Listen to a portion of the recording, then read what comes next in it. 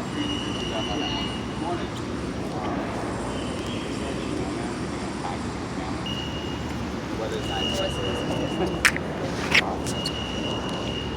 gonna walk around for a minute.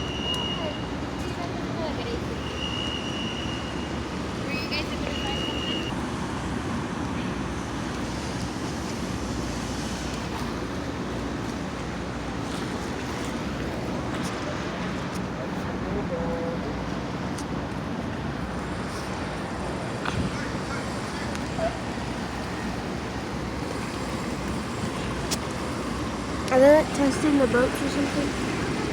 Because there's nobody on it. I guess they're just testing it. Okay, if we can park them at night and bring them out during the day, or what do we